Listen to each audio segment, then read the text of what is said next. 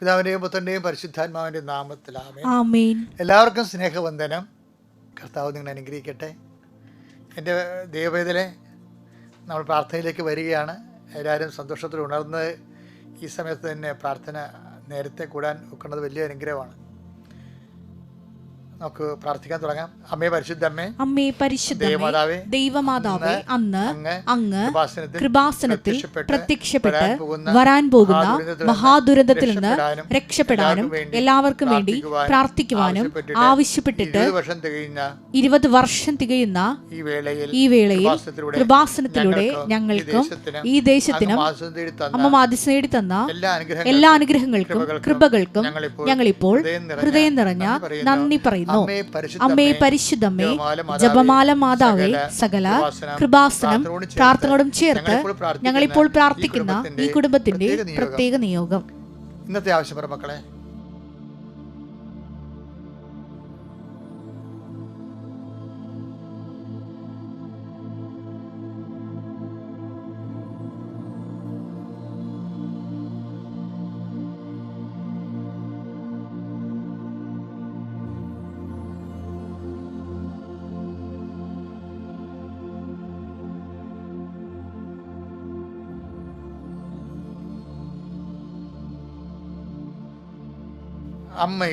അമ്മയുടെ പ്രത്യക്ഷീകരണത്തിന്റെ ഈ ദ്വാദശക വേളയിൽ ഞങ്ങൾക്ക് സാധിച്ചു തരുവാൻ കനിയണമേ.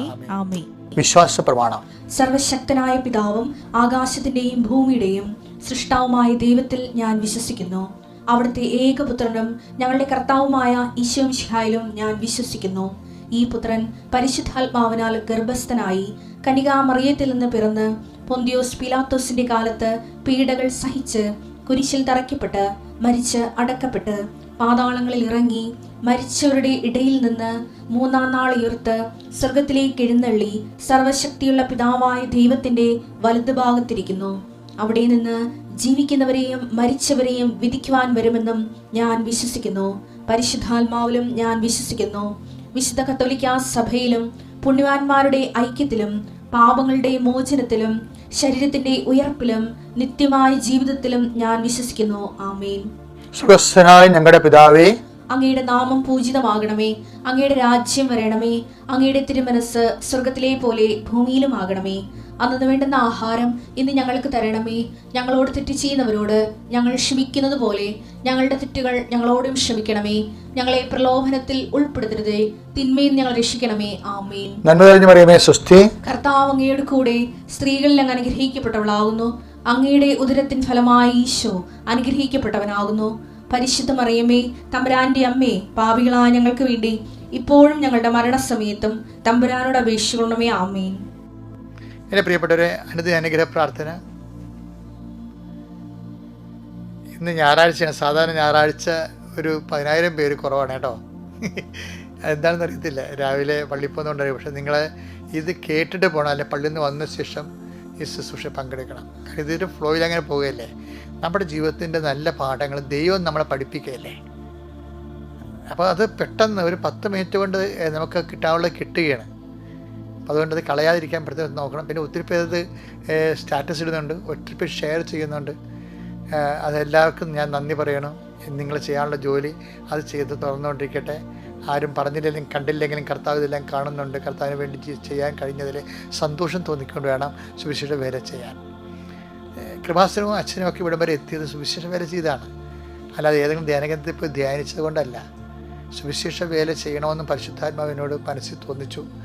എൻ്റെ ഉടുപ്പ് വരെ ഞാൻ ചേഞ്ച് ചെയ്ത് കളഞ്ഞാണ്. അച്ഛനായി കഴിഞ്ഞ് 1 കൊല്ലത്തിനുള്ളിൽ, അത് 87 ചേഞ്ച് ചെയ്ത. എത്ര വർഷമായി, നിങ്ങൾ പലരും ജനിച്ച് കാണത്തില്ലെന്ന്. അപ്പോൾ അതിൻ്റെ വിഷയം എന്ന് പറയണത്, ദൈവം തോന്നിച്ചാൽ അത് നമ്മൾ അതിൻ്റെ വഴികളിൽ അങ്ങോട്ട് പോകാൻ തുടങ്ങിയാൽ പിന്നെ ദൈവം നമ്മളങ്ങോട്ട് ഏറ്റെടുക്കും. അപ്പോൾ എൻ്റെ അഭിപ്രായത്തിൽ കൃപാസനത്തിൻ്റെ ശുശ്രൂഷകരെല്ലാം ഇതുപോലെ ദൈവം ഏറ്റെടുക്കട്ടെ എന്ന് ഞാൻ പ്രാർത്ഥിക്കുകയാണ്. കർത്താവേ, അങ്ങയുടെ മക്കൾ അങ്ങ് ഏറ്റെടുക്കണമെന്ന് പ്രാർത്ഥിക്കുന്നു. കർത്താവ് നിൻ്റെ വിശുദ്ധ പൗരോഹിത്യത്തെ മഹത്വപ്പെടുത്തണം. കർത്താവ് സഭയിലുള്ള സാന്നിധ്യം നീ പ്രകടമാക്കണം. ഈ പ്രാർത്ഥന ആശ്രയിച്ച് ജീവിക്കുന്ന ഒത്തിരി പേരുണ്ട് കർത്താവേ. ഈ പ്രാർത്ഥനയെ കേട്ടിട്ട് പ്രത്യാശയോടെ ജീവിക്കാൻ വേണ്ടി ആഗ്രഹിക്കുന്നവരുണ്ട്. ഈ പ്രാർത്ഥന കേട്ടിട്ട് സൗഖ്യപ്പെടാൻ വേണ്ടി കാത്തിരിക്കുന്നവരുണ്ട്. ഈ പ്രാർത്ഥന കേട്ടിട്ട് ഒരു ജോലി കിട്ടാൻ വേണ്ടി പ്രാർത്ഥിക്കുന്നവരുണ്ട്. ഈ പ്രാർത്ഥന കേട്ടിട്ട് ദൈവത്തെക്കുറിച്ച് കൂടുതൽ അറിയാൻ വേണ്ടി കൊതിയോടെ കാത്തിരിക്കുന്നവരുണ്ട്. അവരെല്ലാം കർത്താവ് അനുഗ്രഹിക്കേണ്ടി പ്രാർത്ഥിക്കുന്നു.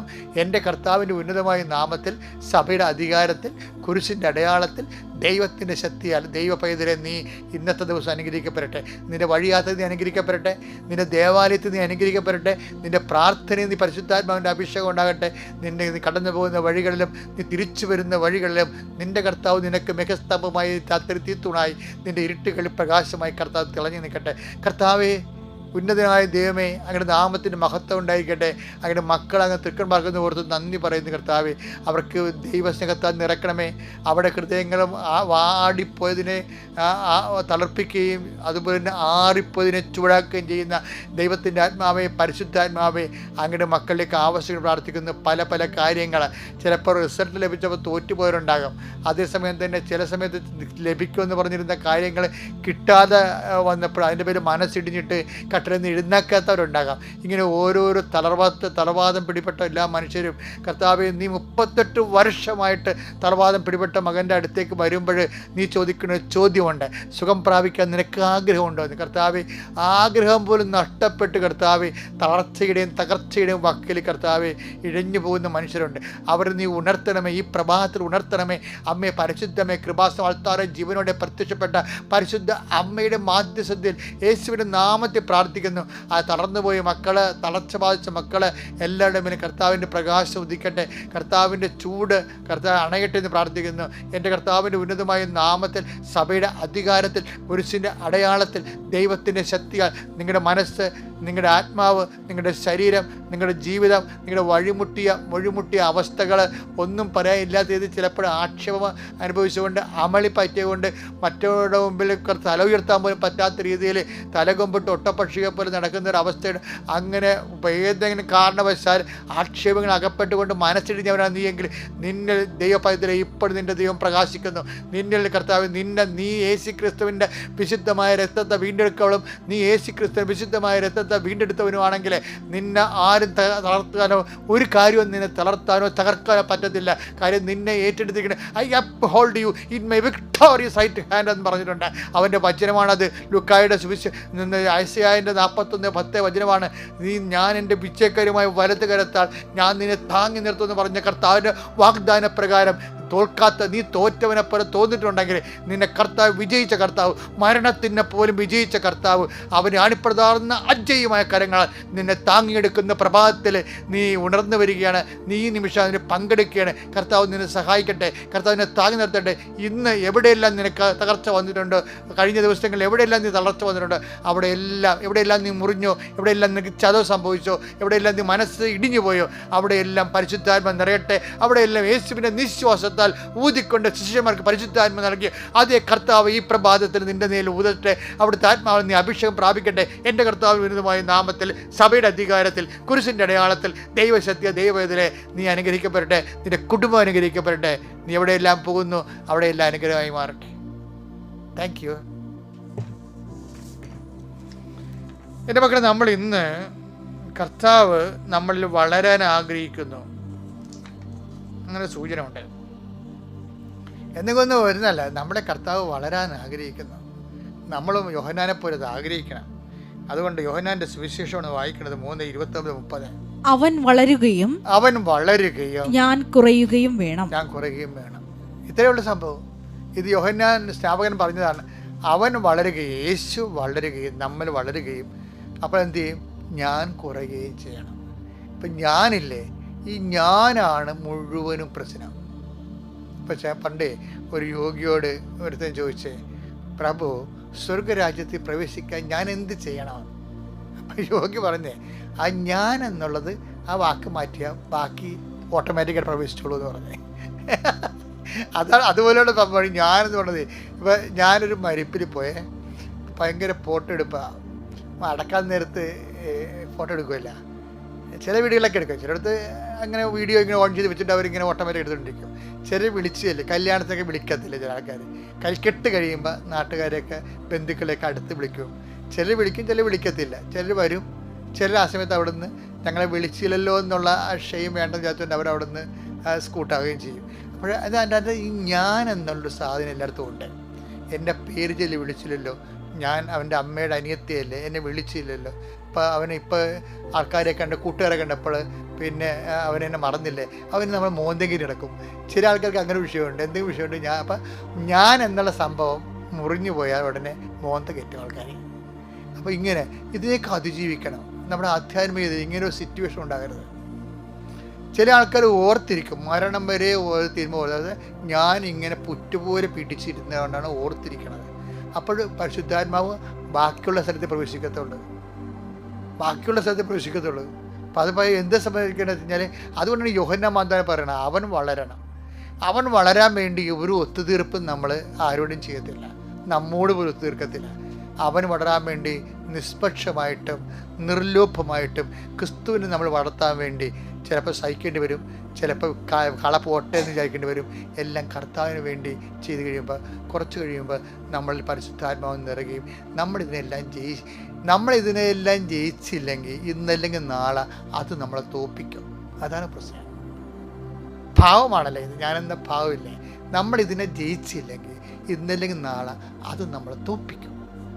കർത്താവ് എല്ലാ നിമിഷങ്ങളും അവസാനം ഞാൻ ചില സമയത്തൊക്കെ ധ്യാനിക്കുമ്പോഴേ ഒറ്റയ്ക്ക് ഇരുന്ന് ധ്യാനിക്കുമ്പോൾ ഞാൻ ചിരിക്കണമെന്ന് വെച്ച് കഴിഞ്ഞാൽ, ഒരു ദിവസം സന്ധ്യയ്ക്ക് ഞാൻ പ്രാർത്ഥിക്കുന്ന സമയത്ത് കർത്താവ് അപ്പായോട് സംസാരിക്കണത് ഞാൻ കേട്ട്. എങ്ങനെ എൻ്റെ മനസ്സുകൊണ്ട് അങ്ങനെ പരിശുദ്ധാത്മാവിൽ പ്രാർത്ഥിക്കുമ്പോഴേ നമുക്ക് ചില ദൈവിക ആത്മീയ സങ്കല്പങ്ങളൊക്കെ വരത്തില്ലേ. അപ്പോൾ അത് ചില സങ്കല്പമാകും, ചിലത് സത്യമുള്ള കാര്യമാകാം. പക്ഷേ ചില സങ്കല്പങ്ങൾക്കും സത്യത്തിൽ അടിസ്ഥാനം ഉണ്ടാകും. അപ്പോൾ ഈശോ ചോരപ്പ സമയത്ത് ഈ തുണി ഉരിഞ്ഞു കളഞ്ഞായിരുന്നല്ല ഈശോയുടെ കുരിശിന് മുമ്പ് തുണി ഉരിഞ്ഞാൽ. അപ്പോൾ അത് ഈശോ ഭയങ്കര വിഷമിച്ചൊരു കാര്യമാണ്. അതായത് ലേഡീസൊക്കെ താഴെ നിൽക്കുമ്പോഴേ, മേരി മേട്ടനൊക്കെ നിൽക്കുമ്പോഴേ അപമാനിക്കാവുന്നൊരു മാക്സിമം അപമാനിച്ച്. അപ്പോൾ ഈശോ ചെറുതാകും. ഈശോ ദൈവപിതാവ് അവന് വലുതാകാൻ വേണ്ടി ഈശോ ചെറുതായി. അതാണ് ദൈവപിതാവ് അവന് വലുതാകാൻ വേണ്ടി ഈശോ ചെറുതായി. അപ്പോൾ ക്രിസ്തു നമ്മൾ വലുതാകാൻ വേണ്ടി നമ്മൾ ചെറുതാകും. ചില സമയത്ത് നമ്മൾ ചെറുതാക്കും, ദൈവം തന്നെ ആക്കും. അപ്പോൾ ചെറുതാക്കപ്പെടുന്ന സാഹചര്യങ്ങളിൽ അതിൻ്റെ പേരിൽ ഞാൻ എൻ്റെ അടിച്ചതിൻ്റെതൊക്കെ അറിയത്തില്ല, എന്നെ പരസ്യമായിട്ട് അപമാനിച്ചതാണ്. ലോകത്തുള്ള മനുഷ്യർക്ക് എന്ത് വേണം പറയാം, ക്രിസ്തുവിനെ അറിയാത്തവർ അങ്ങനെ പറഞ്ഞോട്ടെ. പക്ഷെ ക്രിസ്തുവിനെ അറിഞ്ഞ നമ്മളെ ക്രിസ്തുവാകാൻ നമ്മൾ വളരേണ്ടത്. കർത്താവേ, ഞാൻ വളർന്നില്ലെങ്കിലും നീ എന്നിൽ വളരെ എന്നെ ഉപകരണമാക്കണമേ എന്ന് പ്രാർത്ഥിക്കണം. ഈ ആധ്യാത്മികത ഉണ്ടല്ലോ, എന്ത് രസമാണെന്നറിയാവോ. കാര്യം എല്ലാത്തിനെയും അതിജീവിക്കാൻ പറ്റും. എല്ലാം എല്ലാം നമുക്ക് അധീനമാകുന്നൊരു, അതായത് ഒന്നും നമ്മൾ ഉദ്ധരിക്കത്തില്ലെന്ന് ഈശോ പറഞ്ഞത്. ലൂക്കാ 10:19 ഇതാ പാമ്പുകളുടെയും തേളുകളുടെയും ശത്രുവിന്റെ സകല ശക്തികളുടെയും മേൽ ചവിട്ടി നടക്കാൻ നിങ്ങൾക്ക് ഞാൻ അധികാരം തന്നിരിക്കുന്നു. ഒന്നും നിങ്ങളെ ഉപദ്രവിക്കത്തില്ല. എന്താ കാര്യം? പാമ്പിൻ്റെയും തേളിൻ്റെയും കടലിൻ്റെയും മേൽ ചവിട്ടി നടന്ന ആരാണ്? ക്രിസ്തു അല്ലേ. ആ ക്രിസ്തു നമ്മളിൽ വളർന്നു കഴിഞ്ഞാൽ നമുക്ക് അതുപോലെ തന്നെ ഇതിനെല്ലാം അതിജീവിക്കാനുള്ള കഴിവ് നൽകും. അതുകൊണ്ടാണ് ഇപ്പോൾ യോഹന്നാൻ പറയണത് അവൻ വലുതാകണമെന്ന്. എന്താണ്? പാമ്പിൻ്റെ മേൽ ചവിട്ടടക്കാൻ, ഒന്നും നമ്മൾ ഉപദ്രവിക്കാത്ത ഒരു മാനസിക അവസ്ഥയിലേക്ക് ക്രിസ്തുവിൻ്റെ കൂടെ നമ്മൾ കൈപിടി സഞ്ചരിക്കാൻ ദൈവം നിങ്ങൾ അനുഗ്രഹിക്കട്ടെ. Price the Lord. എൻ്റെ പ്രിയപ്പെട്ടവരെ, ഉടമ്പടിയിൽ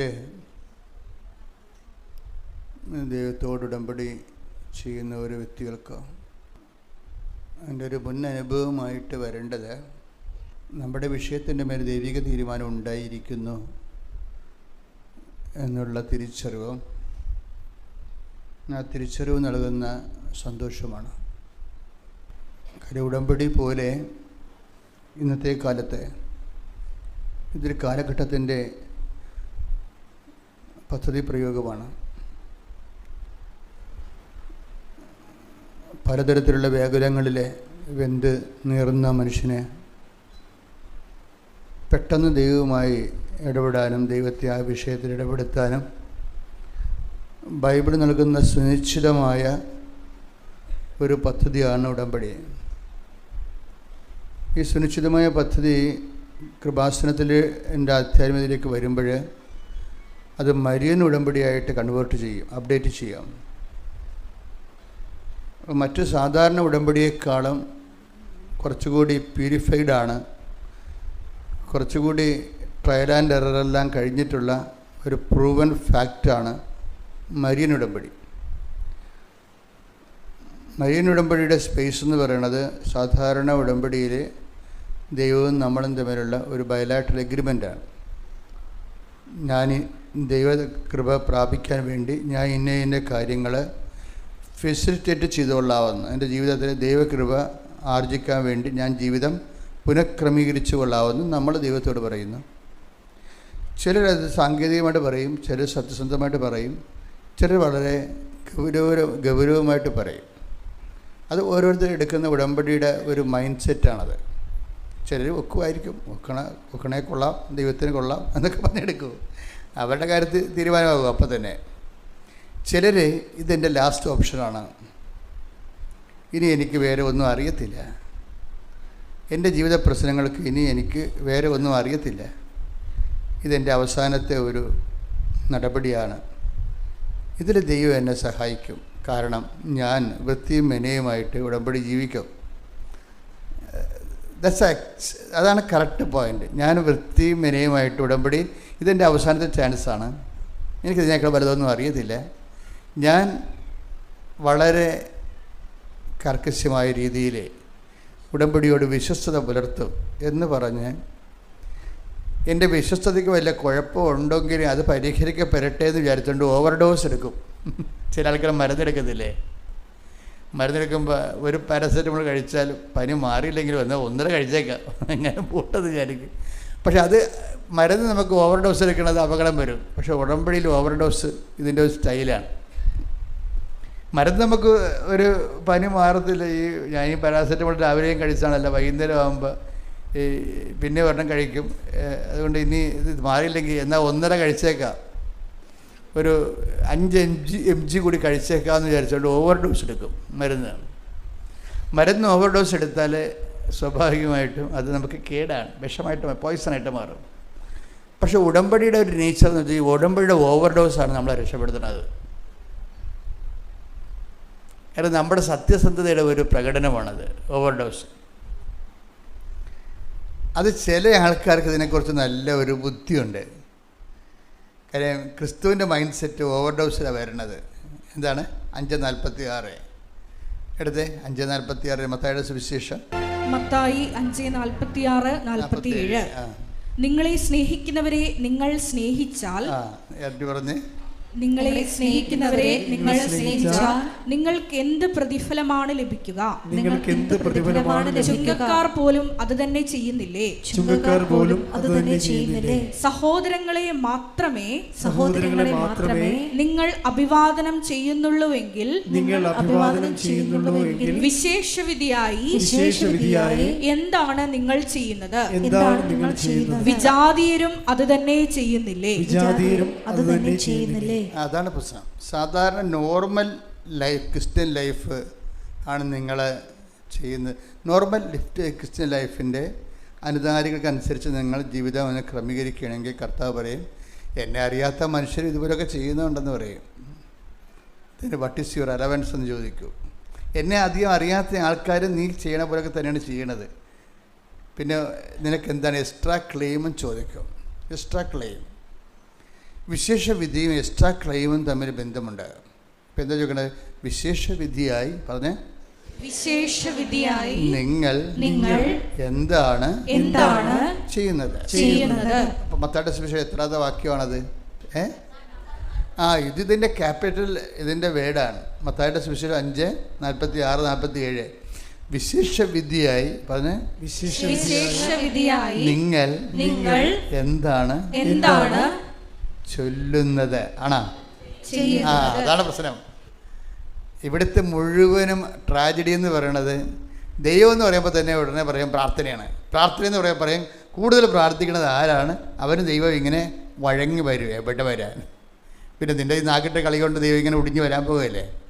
അതാണ് ബൈബിൾ പറയണത്. വിശേഷവിധിയായി നിങ്ങൾ എന്താണ് ചെല്ലുന്നതെന്നല്ല. അതുകൊണ്ടാണ് നിങ്ങൾ പറഞ്ഞത് കർണക്കൊന്ത 101 പ്രാവശ്യം ചൊല്ലി, പ്രത്യക്ഷപാഠം 30 പ്രാവശ്യം ചൊല്ലി, വിശേഷവിധിയായി ചൊല്ലിക്കൂട്ടിയിട്ട് ദൈവത്തെ വഴക്കാമെന്ന് വിചാരിക്കരുത്. വിശേഷവിധിയായി നിങ്ങൾ എന്താണ് ചെയ്യുന്നത്? അതുകൊണ്ട് തന്നെയാണ് ഉടമ്പടിയിൽ ചെല്ലുന്ന പ്രാർത്ഥനയല്ല, ചെയ്യുന്ന പദ്ധതിയാണെന്ന് പറയുന്നത്. ഇതാണ് ഫസ്റ്റ്. ഉടമ്പടിയും സാധാരണ ജീവിതവും തമ്മിലുള്ള വ്യത്യാസം എന്ന് വെച്ച് കഴിഞ്ഞാൽ, ഒന്ന് ചൊല്ലുന്ന പ്രാർത്ഥനയല്ല, പിന്നെ എന്താണ്? ചെയ്യുന്ന പദ്ധതിയാണ്. ദൈവികമായ ശുശ്രൂഷ ചെയ്യണം. ഇനി ചെയ്യേണ്ടി വരുമ്പോൾ എന്താ, ഒരു കാര്യം നമുക്ക് ചെയ്യണമെങ്കിൽ എന്ത് വേണം? 3 ഇന്ധനങ്ങൾ വേണം. നമുക്ക് ഒരു കാര്യം ചെയ്യണമെങ്കിൽ 3 കാര്യങ്ങൾ വേണം, 3 ക്വാളിറ്റി വേണം, 3 കപ്പാസിറ്റി വേണം. എന്തൊക്കെയാണ്? വിശ്വാസം, പ്രത്യാശ, സ്നേഹം. ക്ലിയർ അല്ലേ? ഇത് ചെയ്യണമെങ്കിൽ 3 കാര്യങ്ങൾ വേണം. സ്നേഹം ഉണ്ടോ നിങ്ങൾക്കെന്ന് ചോദിച്ചാൽ നിങ്ങൾ ഉടനെ വൈകാരിക സ്നേഹമെന്ന് പറയും. അതല്ല. ബൈബിളിലെ ദൈവസ്നേഹം എന്ന് പറഞ്ഞാൽ, ഇപ്പം നിങ്ങൾക്ക് കുമ്പസാരിക്കാൻ വരുമ്പോൾ ഞാനെന്ത് കുമ്പസാരിക്കാനാണ്, ഞാൻ ഇങ്ങനെ ദൈവത്തിനെ ഒപ്പം ജീവിക്കുകയാണ്, പ്രത്യേകിച്ച് കുമ്പസാരിക്കാനൊന്നും ഇല്ല എന്ന് പറഞ്ഞാൽ നിങ്ങൾക്ക് ഒന്നെങ്കിൽ ഞാൻ പറയാം നിങ്ങൾക്ക് എന്തോ വട്ടുണ്ടെന്ന് പറയും. എന്താ കാര്യം വെച്ച് കഴിഞ്ഞാൽ കുമ്പസാരിക്കാനൊന്നും ഇല്ലെന്ന് പറഞ്ഞാൽ അതിൻ്റെ അർത്ഥം പരിശുദ്ധാത്മാവ് ഈ പിശാച് വർക്ക് ചെയ്യുന്നില്ലെന്ന് എൻ്റെ അർത്ഥം. നിങ്ങൾക്ക് ആരോടെങ്കിലൊക്കെ പറയാം, ബട്ട് ധ്യാനഗുരുക്കന്മാരുടെ വരുമ്പോൾ നിങ്ങൾക്ക് കുമ്പസാരിക്കാനൊന്നുമില്ല എന്ന് പറഞ്ഞാൽ എൻ്റെ അർത്ഥം പരിശുദ്ധാത്മാവ് നിങ്ങളിൽ നിന്ന് പോയിട്ട് വർഷങ്ങളായി, നിങ്ങൾക്ക് ആലോചന ചെയ്തു തരാൻ ആരുമില്ല. പരിശുദ്ധാത്മാവ് ഉണ്ടെങ്കിൽ ദൈവത്തോടുള്ള സ്നേഹരാഹിത്യത്തിൻ്റെ മേഖലകളെ നിങ്ങളെ ബോധ്യപ്പെടുത്തും. അല്ലാതെ നിങ്ങൾ വ്യഭിചാരം ചെയ്താൽ വെള്ളമടിച്ചാന്നല്ല പ്രശ്നം. നിങ്ങൾ ഉടനെ കയറി കുമ്പസാരം എന്ന് പറയുമ്പോൾ ഉടനെ നിങ്ങൾ ഇതുപോലെയുള്ള ക്യാപിറ്റൽ സിൻസാണ് പറഞ്ഞത്. അതല്ല. നിങ്ങളുടെ ഓരോ പ്രാർത്ഥനകളിലും ദൈവസ്നേഹം ഉണ്ടോ എന്നാണ് പ്രശ്നം. ദൈവസ്നേഹം, ഇപ്പോൾ ഒരു മനുഷ്യൻ ദൈവസ്നേഹം ഉണ്ടെങ്കിൽ സ്വാഭാവികമായിട്ട് പാപം കുറഞ്ഞിരിക്കും. ഇനി ദൈവസ്നേഹം ഇല്ലെങ്കിലും പാപം കുറഞ്ഞിരിക്കും, പക്ഷേ നമ്മൾ അറിയത്തില്ല. ചില ആൾക്കാർ പറയല്ലേ, എനിക്ക് രാത്രിയാണ് ചുമ, രാവിലെ ഞാൻ ഓക്കെയാണെന്ന്. എനിക്ക് രാത്രിയാണ് ചുമ വരണത്, രാവിലെ ഞാൻ ഓക്കെയാണെന്ന് പറയും. ചില കുമ്പസാരക്കാരുടെ ചില അവസ്ഥ അതാണ്. രാത്രി ചുമയെന്ന് വെച്ചാൽ നിനക്ക് ഉൾപ്പനി ഉണ്ടെന്നല്ലേ എൻ്റെ അർത്ഥം. പക്ഷെ പകൽ നീ അറിയുന്നില്ലെന്ന് എൻ്റെ അർത്ഥം. പകൽ നീ അറിയുന്നില്ല.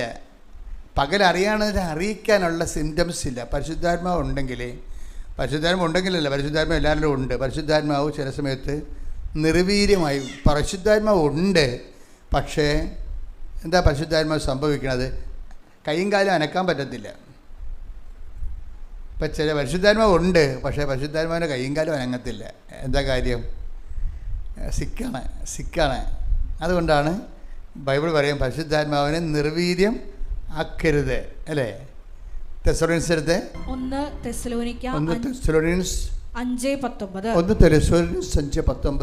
ആത്മാവിനെ നിങ്ങൾ നിർവീര്യമാക്കരുത്. എന്ന് പറഞ്ഞ് ആത്മാവിനെ നിങ്ങൾ നിർവീര്യം ആക്കരുത്. ബൈബിള് ചോദിച്ചാൽ മാത്രമേ തുറക്കത്തുള്ളൂ. ഇങ്ങനെ തുറന്ന് കിടക്കത്തില്ല. തുറന്ന് കിടക്കുന്നത് വെയിറ്റിംഗ് ഷെഡാണ്. വെയിറ്റിംഗ് ഷെഡിന് പൂട്ടും താക്കോലൊന്നും ഇല്ലല്ലോ. ബൈബിളിൽ പൂട്ടും താക്കോലും ഉണ്ട്. അതിങ്ങനെ തുറന്ന് മലന്ന് കിടക്കത്തില്ല. മുട്ടുവിൽ നിങ്ങൾക്ക് ആകാശം തുറക്കപ്പെടും. നമ്മൾ ബൈബിളിൻ്റെ പല വചനങ്ങളിലും പ്രാർത്ഥിച്ചാൽ മാത്രമേ ഓപ്പൺ ചെയ്ത് കിട്ടത്തുള്ളൂ.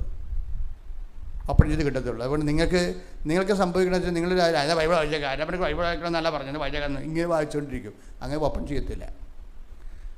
ഫസ്റ്റ് നിങ്ങൾ ദൈവദൃശ്യത്തിലാണെന്ന് നിങ്ങളൊരു ഒരു ഓർമ്മ വരുത്തണം. രണ്ടാമത് ഇത് വായിക്കാനുള്ള യോഗ്യത ഉണ്ടോയെന്ന് ഉറപ്പ് വരുത്തണം. ഇത് കയ്യിലെടുക്കാനുള്ള യോഗ്യത ഉണ്ടോയെന്ന്. കാര്യം പഴയ നിയമമല്ല, പുതിയ നിയമം. പുതിയ നിയമത്തിലെ ഓരോ വാക്കും അങ്ങേരുടെ രക്തം കൊണ്ട് കഴുകിയ വിശുദ്ധ ശക്തമുള്ള വചനങ്ങളാണ്. കാര്യം അതിനെല്ലാം അങ്ങേര് രക്തം ചിന്തിയിട്ട് സീൽ ചെയ്തിട്ടുണ്ട്. പഴയ നിയമം വായിക്കുന്ന പോലെ പുതിയ നിയമം വായിക്കാൻ പറ്റത്തില്ല. പുതിയ നിയമം വായിക്കണമെങ്കിൽ മുട്ടതെന്ന് വായിക്കേണ്ടി വരും. പഴയ നമുക്ക് നിന്ന് വായിക്കാം. യഹൂദന്മാരല്ല നിന്നല്ല പ്രാർത്ഥിക്കേണ്ടത്, ക്രിസ്ത്യാനി മുട്ടതെന്നാണ് പ്രാർത്ഥിക്കുന്നത്. എന്താ പ്രശ്നം വെച്ച് കഴിഞ്ഞാൽ പുതിയ നിയമം വായിക്കണമെങ്കിൽ അവൻ്റെ കുരിശിൻ്റെ ചുവട്ടിൽ നമ്മൾ മുട്ടയിൽ നിൽക്കും. കർത്താവേ, നീ ഞങ്ങൾക്ക് വേണ്ടി ക്രൂശിക്കപ്പെട്ടവനാണ്, തിരുവിലാവിൽ മുറിവേറ്റവനാണ്, മുൾക്കിടം ചൂടിയവനാണ്, നിൻ്റെ വിശുദ്ധമായ രക്തത്താലാണ് നീ വചനം സ്ഥിരീകരിച്ചിരിക്കുന്നത്. ആ വചനത്തിൻ്റെ വാതിൽ ഈ ഉള്ളവർക്ക് വേണ്ടി, ഈ ഉള്ളവന് വേണ്ടി തുറന്നു തരണമേ. ശ്രുതികട ഹല്ലേലൂയ.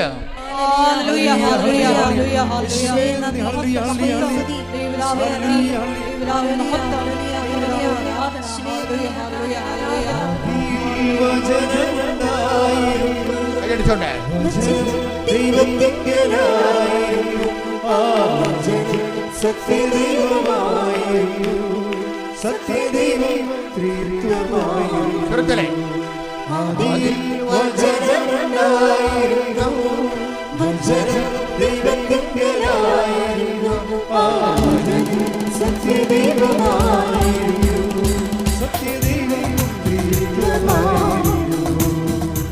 ജീവിക്കുന്നു ദൈവം ജീവിക്കുന്നു, ദൈവം ജീവിക്കുന്നു, ജീവിക്കുന്നു ദൈവം ജീവിക്കുന്നു,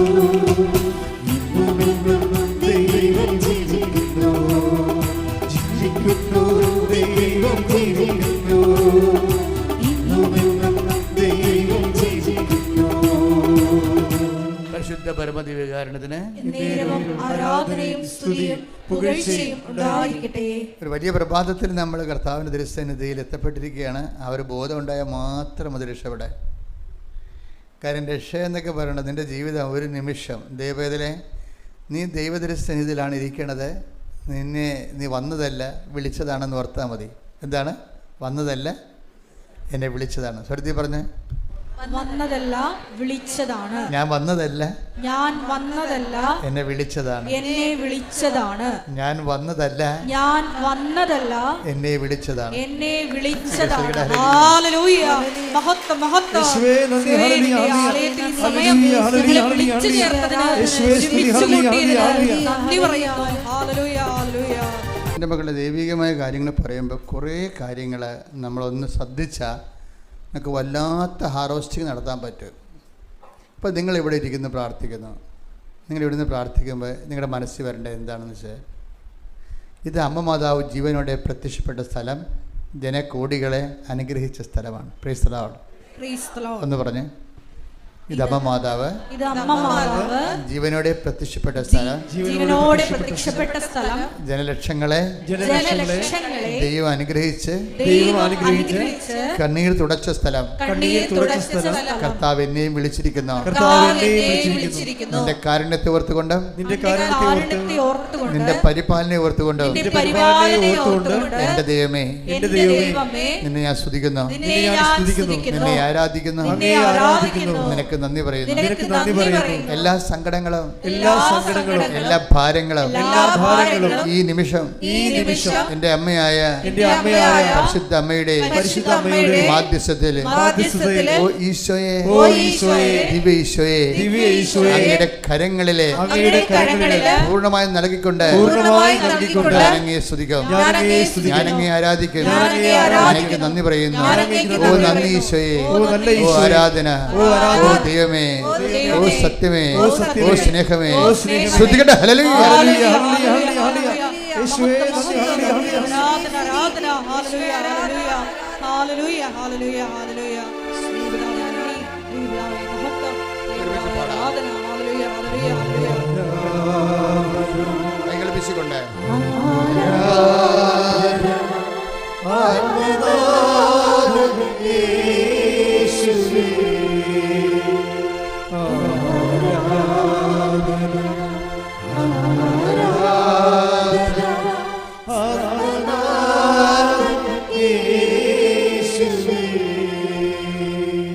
ഇന്നത്തെ സ്ഥലത്തിൻ്റെ പ്രത്യേകത ഉണ്ട് മക്കളെ. ഈ നമ്മൾ ഇപ്പം തന്നെ കഴിഞ്ഞ ദിവസങ്ങളിൽ ഞാൻ ഇംഗ്ലണ്ടിലെ ബെർഹിംഹാമിൽ ഒരു ധ്യാനം നടത്തി. ആ ധ്യാനം നല്ല ശക്തമായ അഭിഷേകമുള്ള ധ്യാനമാണ്. 12,500 പേര് ആ ധ്യാനത്തിൽ പങ്കെടുത്ത്. അതിനുശേഷം ഞാൻ ഒരു ദിവസം കഴിഞ്ഞപ്പോൾ സ്റ്റെയിൽസ്ഫോർഡിൽ വന്ന് ധ്യാനം നടത്തി. സ്റ്റെയിൽസ്ഫോർഡ് ഒരു വലിയ ആശ്രമമാണ്, 10 ഏക്കറുള്ള ഒരു ആശ്രമമാണ്. ആ ആശ്രമത്തിൽ മാതാവ് പ്രത്യക്ഷപ്പെട്ട സ്ഥലമാണ്. മാതാവ് പ്രത്യക്ഷപ്പെട്ടിട്ട് ബന്ധിഞ്ഞ് കൊടുത്ത സ്ഥലമാണ്. അപ്പം ഞാൻ ആ പുഴയുടെ ഓരങ്ങളിലെല്ലാം നടന്ന് പ്രാർത്ഥിച്ചുകൊണ്ട്, അപ്പം അവിടെ 700 പേരെ ഉണ്ടായിരുന്നുള്ളൂ. വല്ല അകലയിൽ നിന്നൊക്കെ വരണമായിരുന്ന ആൾക്കാർ. 700 പേര് മതിയായിരുന്നു ശരിക്കും. അതൊരു പള്ളിയാണ്. പക്ഷേ അനോയിൻറ്റിങ് ലെവൽ വ്യത്യാസമുണ്ട്. മറ്റത് സ്റ്റേഡിയത്തിലാണ് നടത്തിയത്. ഇതൊരു അമ്മ മാതാവ് പ്രത്യക്ഷപ്പെട്ട ദേവാലയത്തിലാണ് നടത്തിയത്. ഇതിൻ്റെ അനോയിൻറ്റിങ് ലെവൽ വ്യത്യാസമുണ്ട്. ഇത് സ്റ്റേഡിയത്തിൽ നടത്തുന്നതിനേക്കാളും മാതാവിൻ്റെ പ്രത്യക്ഷീകരണ സ്ഥലത്ത് നടത്തി കഴിഞ്ഞപ്പോൾ എൻ്റെ വചനങ്ങളെല്ലാം മാറി, വചനങ്ങളുടെ രീതികൾ, പ്രസൻറ്റേഷൻ്റെ രീതികൾ മാറി, ആൾക്കാരുടെ അനുഭവതലങ്ങൾ മാറി, അഭിഷേക ലെവൽ മാറി, മൊത്തം മാറി. അതാണ് വ്യത്യസ്തങ്ങളായ വിഷയങ്ങൾ. അതുകൊണ്ട് നിങ്ങളിവിടെ വരുമ്പോൾ തന്നെ ഓർക്കുക, ദൈവം നിങ്ങളെ വിളിച്ചതാണ്. മാതാവ് പ്രത്യക്ഷപ്പെട്ട ഇടത്തേക്ക് ദൈവം നൽകിയ, രക്ഷപ്പെടാൻ വേണ്ടി ദൈവം നൽകിയ ഒരു പദ്ധതിയാണ് ഉടമ്പടി. ആ പ്രത്യക്ഷീകരണത്തിൻ്റെ ഭാഗമായിട്ട് ഉടമ്പടി വന്നിരിക്കുന്നത്. നിങ്ങൾ കഥ അറിയാതെ ആട്ടം കാണരുത്. വളരെ സഡൻ ഉടമ്പടി വന്നതല്ല. ഇപ്പം നവീകരണ ധ്യാനം എന്നുണ്ട്, അത് ജീവിതം നവീകരിക്കാനുള്ളതാണ്. വളർച്ചാ ധ്യാനമുണ്ട്, വിശ്വാസത്തെ വളർച്ച പ്രാപിക്കാനുള്ളതാണ്. ആന്തരിക സൗഖ്യദാനമുണ്ട്, മുറിവേറ്റ ചിന്തകൾ, വേദനിപ്പിക്കുന്ന ഓർമ്മകൾ, ആദികൾ, ഭീതികളെല്ലാം സുഖപ്പെട്ടുകൊണ്ട് കുറച്ചുകൂടി ജീവനുള്ള ജീവിതം, ആത്മീയ ജീവിതത്തിന് വേണ്ടിയുള്ളതാണ്. പിന്നെ എന്താണ്, പ്രാർത്ഥനാനുഭവ ധ്യാനമുണ്ട്, തീക്ഷ്ണമായി പ്രാർത്ഥിച്ച് അഭിഷേകം പ്രാപിക്കാനുള്ളതാണ്. പിന്നെ എന്താണ്, വരദാനങ്ങളുടെ ധ്യാനമുണ്ട്, വരദാനങ്ങൾ ഉപയോഗിച്ചുകൊണ്ട് ശുശ്രൂഷ ചെയ്യാനുള്ളതാണ്. ഉടമ്പടി ധ്യാനമുണ്ട്, വാഗ്ദാനങ്ങൾ പ്രാപിക്കാനുള്ളതാണ്. Praise the Lord, praise the Lord. ശ്രദ്ധിക്കട്ടെ. ഹല്ലേലൂയ, ഹല്ലേലൂയ, ഹല്ലേലൂയ, ഹല്ലേലൂയ. വാഗ്ദാനങ്ങൾ പ്രാപിക്കാനുള്ള വലിയ ഉടമ്പടി പ്രാർത്ഥന ഞങ്ങൾക്ക് നൽകിയതിന് പിതാവിന് നന്ദി പറയുന്നു.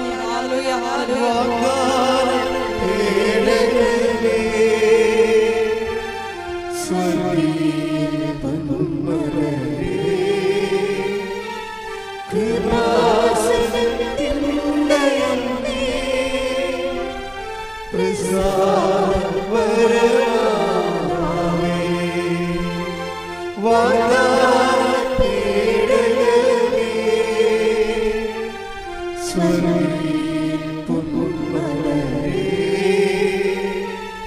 കൃപ